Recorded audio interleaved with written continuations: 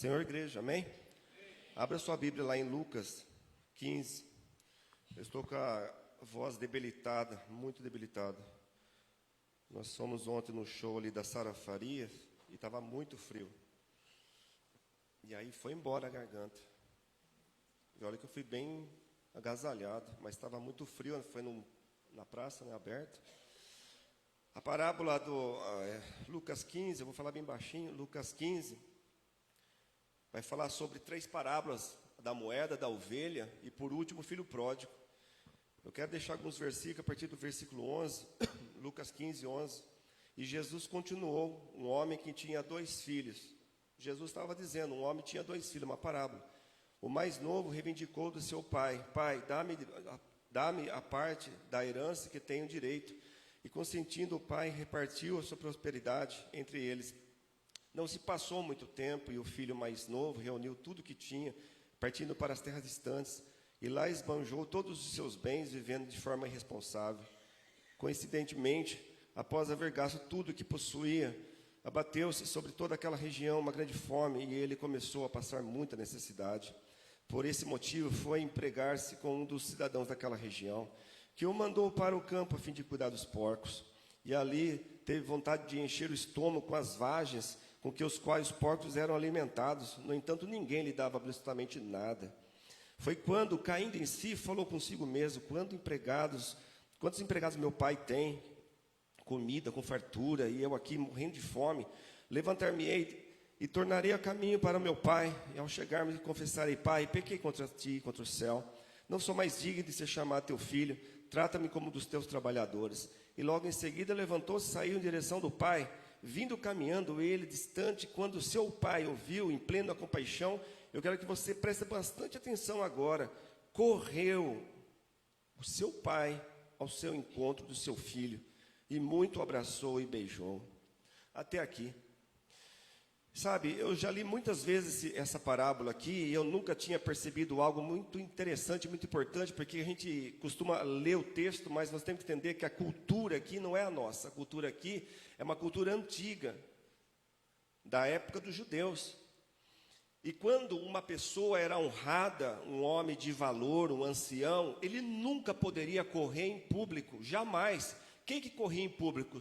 Corria em público os doentes, as pessoas que eram escravas, os pobres, eles corriam. Nunca, jamais um homem de idade, o chefe ali, né, a pessoa responsável, os anciões daquelas localidades, daquela aldeia, ele nunca correria. O homem de valor, ele andava passos de forma pausadamente, andando devagar, nunca, jamais. Porque se ele corresse, a túnica dele levantaria e mostraria a perna, a coxa dele. Isso seria uma desonra para todos ali. Isso era a cultura dele. Agora, você viu o que aconteceu aqui? Quando o filho pediu, eu vou ser bem rápido, tá? Porque eu não sou preletor. Mas quando o filho pediu a parte dele, e outra, quando o filho pede a parte, não é nem o primogênito, é o mais novo. E quando ele pede a parte para o pai, ele estava dizendo diretamente para todo mundo ali, eu desejo que o meu pai morra. Porque o filho só poderia receber a parte dele quando o pai morresse. Ele estava dizendo de uma forma discreta, mas ele estava dizendo, pai, eu gostaria que você morresse. E então, quando ele sai da aldeia, ele já sai de uma forma desonrada, esse rapaz aqui. Não é só ele ter gastado as coisas do pai dele, mas quando ele sai da aldeia, ele sai de uma forma desonrosa. A aldeia não quer mais receber ele. Presta muita atenção, porque Deus vai falar com você. A aldeia não quer mais receber esse rapaz aqui. Então, quando ele gasta tudo com as meretrizes, as prostitutas, as mulheres do Job, como diz hoje, quando eles gastam tudo com elas, chega uma hora que vem a fome naquele lugar. Então, ele vai trabalhar onde? Ele era um judeu, ele não podia lidar com porcos. Ele vai para o lugar mais baixo que tinha para um judeu, mexer com porcos. E aí ele vai lá, e quando ele está lá, cuidando dos porcos, ele tinha vontade de comer aquele alimento, de tanta fome que ele tinha. E ele pensa, eu pequei, porque nunca é tarde para voltar. Então ele pensa, eu pequei, eu vou voltar. E vou falar para o meu pai, pai, pequei contra ti, perante o céu. Faça-me de como um teu servo, um escravo agora, nem mais como filho. E ele volta, irmãos. Isso ele pensou. Quando ele está chegando, e olha que o pai dele ficava a longe, sempre olhando lá nas colinas. Um dia meu filho vai voltar. Um dia meu filho vai voltar. Um dia meu filho vai voltar. E ele guardava aquilo no coração dele. E um dia ele vê, porque o pai conhece o filho, a mãe conhece o filho de longe. Você pode não conhecer uma pessoa estranha, mas se você sabe como o seu filho anda, você vê o seu filho e fala, aquele no meio de todos ali é meu filho, minha filha. E quando ele olhou, ele viu, é o meu filho. Sabe o que ele faz? Ele não deixa ele entrar na aldeia, porque se ele entrar na aldeia, ele ia ser tão humilhado, mas tão humilhado, tão desprezado para passar por toda a aldeia. Ele sai correndo antes, e passa pelo meio da aldeia, e vai diante do filho. Antes que o filho dá uma palavra para ele, ele abraça o filho e dá um beijo. Você está entendendo o que Deus está falando? Você vai entender. E quando então, irmãos, ele fala, pai, pequei contra ti, pequei contra o céu. O pai não fala, não repreende, não faz nada para ele, não aponta o dedo, você pecou. Não, busca a melhor roupa, a sandália, e coloca o anel.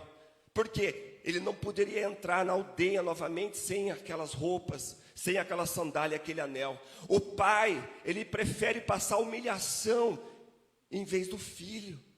Ele vai correndo na frente e todo mundo olha, lembra que ele não pode correr. O pai não pode correr. E ele vai correndo, e ali ele mostra as pernas dele, porque a túnica levanta. Mas ele não se preocupa, porque é o filho amado dele. Então quando ele chega lá, ele pega o filho, beija, abraça e manda alguém buscar as coisas antes dele entrar e passar pelo meio da aldeia. E quando ele vai então passar pelo meio da aldeia, já não há mais desonra, já não há mais vergonha para o filho que perdeu tudo, que pecou, que foi uma desonra para o pai. Isso me começa a me lembrar o que Cristo fez por mim, por você na cruz. Ele foi na frente passar vergonha por nós. E quando todo mundo nos rejeitava, estava ali Cristo na cruz com os braços abertos, dizendo, eu amo a cada um de vocês. E aí Deus tira aquela roupa de vergonha nossa e nos coloca roupa, vestes finas hoje, que são algo espiritual. Ele tira a desonra, ele tira a sujeira, ele tira a imundície, ele tira o desprezo, ele tira o pecado, ele leva tudo embora. Porque foi isso que o pai fez pelo aquele filho. Ele não condenou o filho, mas ele foi na frente, passou a humilhação pelo filho. E Cristo fez isso por mim e por você. Porque se você está aqui sentado hoje, é porque alguém passou vergonha por você. E esse alguém está sentado num trono hoje. Ele passou no meio de tudo, para passar a vergonha que era para mim e para você passar. Você está entendendo agora o porquê o pai correu? O pai correu porque ele falava, eu vou passar vergonha pelo meu filho. Não importa, é o meu filho. E a Bíblia diz que nós somos filhos de Deus. Amém, igreja? Você entendeu o que Deus está falando? Então quando alguém falar para você que você não vale nada, que você não tem valor, às vezes não compensa nem discutir com essa pessoa. Você só vira as suas costas e fala, eu sou filho do rei, eu sou filho do Deus Altíssimo. Amém, igreja?